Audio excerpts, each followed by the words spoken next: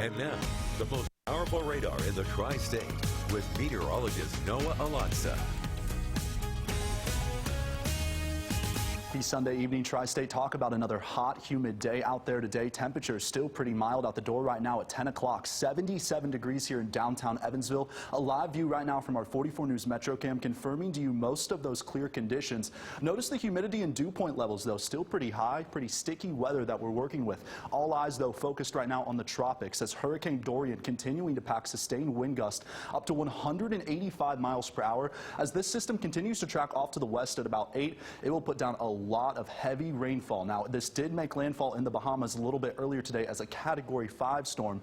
In the overnight hours, we will gradually see that storm be downgraded as sustained wind gusts will continue to fall. Now, the latest track of this does have the hurricane hugging the Florida peninsula before it continues to work its way northward. It's still uncertain, though, at this time where exactly this hurricane will make landfall. As for back here in the tri-state, pretty mild. 72 degrees right now in Henderson, 74 in Morganfield. It's 75 degrees right now at your 10 o'clock hour down in Clay. Now, the satellite and radar is going to show you where this big center of low pressure is centered just out across our north and east. Now, that is all associated with a cold front that is just outside of the Evansville metro area. That's actually going to swing through the region later on tonight. Here's Futurecast now hour by hour. You can see that cold front will pass over the region through the overnight hours. Now, that's eventually going to stall out over us. Now, usually when you do see a cold front or a warm front, what have you, there is some precipitation. There's just not enough moisture, though, in the atmosphere to put that down. We'll just be primarily left with mostly cloudy conditions through your Monday and through most of your Tuesday,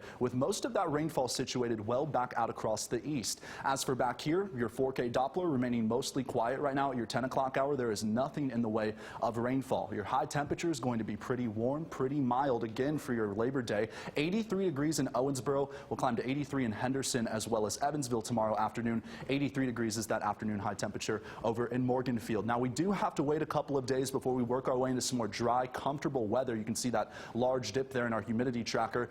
But for the next foreseeable future, we're going to be seeing that muggy air sticking with us. Low temperatures tonight then 67 Evansville, 69 degrees tonight in Morganfield.